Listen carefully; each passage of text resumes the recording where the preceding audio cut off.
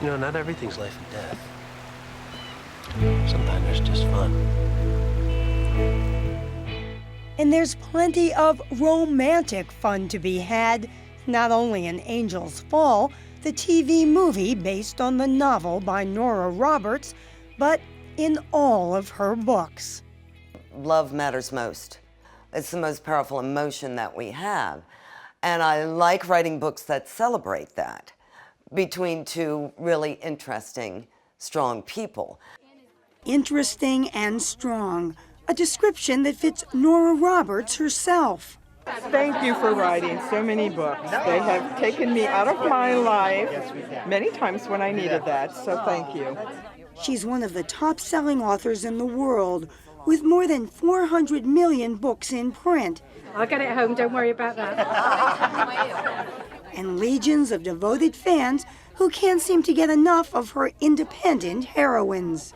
They always seem to have an interesting career, they can take care of themselves. In fact, Roberts is credited with being one of the first romance writers to steer away from young, helpless, and hapless women. Yeah, an orphan virgin raised by an aunt, and who is the secretary of the hero, who's the richest man in the free world, which can be a really fun story. What's wrong with that? But you don't want to tell that every time. And she doesn't just write pure romance. In 1995, she created a science fiction detective series using the pseudonym J.D. Robb to make it clear that this is a departure from her usual fare. I had this idea for the main character of E. Dallas, a homicide lieutenant in the near future with a very dark past, a very difficult woman. But no matter what name she's writing under, her heroes and heroines are bound to be fabulous looking. Why do I want to write about ugly people? You know, it's my book. They can all be pretty. I think we have to say this. You write great sex scenes. Oh, I hope so. Whereas again, if you're writing a relationship book and you don't write a good sex scene, then it's kind of disappointing, isn't it? You want these characters to have fabulous sex. And either very romantic sex or fun sex or hot sex. Do people always ask you if these experiences come from your own life? Oh yeah, all the time. And I say, oh yeah, I've had all that great sex with many, many different men, and I've solved crimes, I've committed them. You know, I've traveled in space, I've, you know, climbed mountains, done it all. She's done it all the writing that is, from her home in rural Maryland, where she's lived since 1972. It's my place, and I recognized it immediately when there was nothing here, that this is where I want to be, it's where I want to raise my children. She was a young mom, marooned here during a snowstorm in 1979, when she decided to start writing. 2 children, 2 boys, 4 days, and I thought, I'm going insane. Murder-suicide could happen here. That's how far gone I was. And I said, I'm going to write one of these stories down that's always playing around in my head, just for fun, just for something to do, for sanity. And the minute I started, that was it, and in a notebook with a pencil.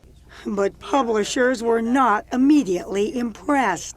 They rejected you. They rejected me many times. But you still kept at it. Oh yeah, I wanted it. I wanted it really, really bad. Her first novel was published in 1981, and in just over 3 decades, she's turned out more than 200 books, many of them #1 bestsellers. She says she spends 6 to 8 hours a day working here in her home office, and, we were surprised to learn, finds writing a struggle. I think people hear, gosh, she's written 200 books. It must be so easy for her. No, so not. It's just not. No, writing is never easy, and I don't think it should be. If it wasn't hard, everybody would do it. It's, you know, like baseball, you know. You've really got a shelf full of them, I've got plenty of them. The work has won her 19 Romance Writers of America awards, and reportedly, a whopping $60 million a year. So, if you're wondering what she could possibly spend it all on...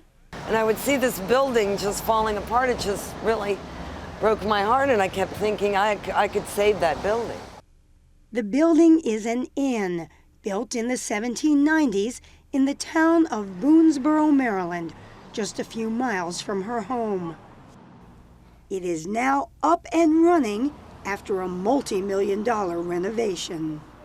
The building itself had changed and deteriorated over the years, but there were features in here that were extremely important for us to respect, like the archways. The archways are great. Roberts personally designed each of the inn's guest rooms in honor of a famous couple in literature. There's one dedicated to Elizabeth and Darcy from Pride and Prejudice. So it's got a little Regency flavor. Jane and Rochester from Jane Eyre. And even Eve and Rourke from her science fiction series. If I can't name a room after my own characters in my own inn, who can? So this is much more contemporary, or a little bit futuristic, with touches like the Louis XVI Ghost chairs, chairs, and the pop of orange and the antique-y looking dresser. Roberts used the renovation of the inn as the backdrop for a fictional trilogy about Boonesboro. And the town is something of a family preoccupation. Her son owns the local pizza joint, and her second husband, Bruce Wilder, owns the bookstore. What's fun about being married to Nora Roberts? Oh, it's all good, yeah. Well, she's a fun person to be around, and she's very creative, and I love her. Loves her so much, he's got a whole section devoted to his wife's amazing career. So welcome to Nora World. That's right. This is Nora World. I think every book that's in print is in this room. You're all 200 of them, huh? Yeah, they're here. In fact, her own story seems like the stuff of a Nora Roberts novel.